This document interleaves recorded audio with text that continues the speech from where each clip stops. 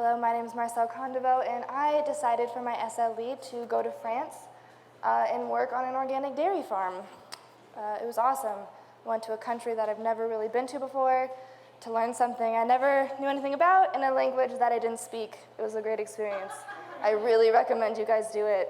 So the farm that I worked at was La Ferme de la Cruçaz, which is in the Rhone Alps of France in the Valley Vert. It's a very nice little town. Oh, it's right there. I was also given the amazing opportunity to work at a sheep farm, and I was also, so bright. I was also given the opportunity to work in a cheese-making plant, or a fromagerie, if we want to say it in French. So my farm that I worked at was an organic farm. However, we weren't certified. To be certified in France, you have to pay a 5,000 euro cost to just have the title of it. You're also able to be given, or you're able to give your cows 2 shots per year, and you have very strict rules that you have to follow. For non-organic farms in France, you have no cost, and the rules are very, very loose, and you can give as many shots as you want. Our farm, we decided that we weren't going to be organic because we didn't want to pay the expensive cost, and we weren't going to give our cows shots. We were going to do totally organic, and everyone already knows that our farm was organic, so we didn't really need the title of it. Farming in the seasons is really important when you're working with live animals.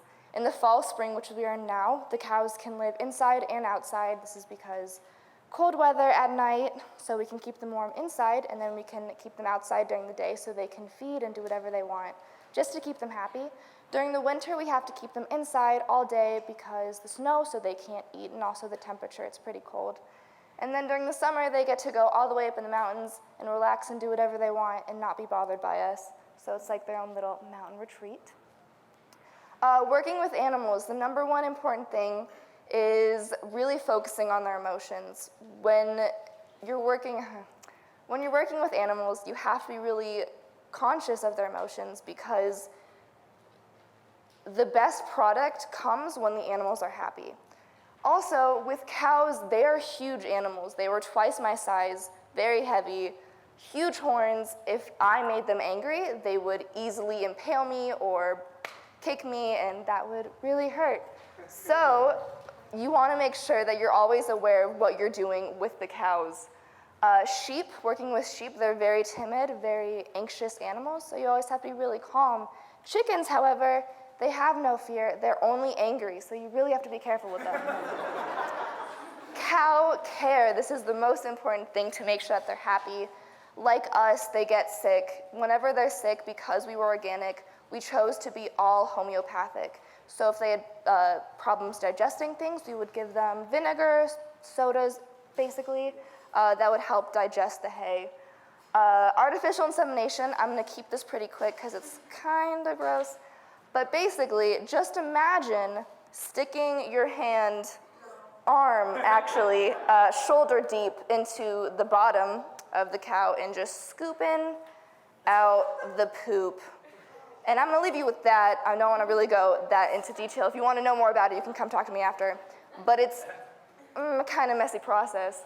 Nail care, because the cows are always on their feet, nails are really important. We have to make sure that they're always comfortable. If their nails are hurting them, the cows become really immobile. So this is one of the number one things that we have to focus on with cows. Injuries, we don't really need to go in touch with it. We use oxytetrin P. It's basically like Neosporin, but for cows. For calf care, sickness, the same as cows. We give them homeopathic powders that we mix in with their milk that they drink every morning and night. Then we have to teach them how to eat on their own. Cows, it's hard for them to adjust on their own, so basically we have like a teat, like an artificial udder teat that we slowly use to wean them off and have them drink on their own. It's kind of an amazing process. And then adaptation, we need to teach the cows kind of how to not be reliable on their mom, because eventually Once they're 5 months old, we move them out on their own and into their own fields. So over here you can kind of see this is what we do for nail care.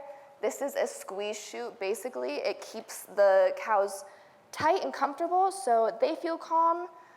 It also protects us just in case they move around a little bit. You can also see right here, the foot is kind of propped up.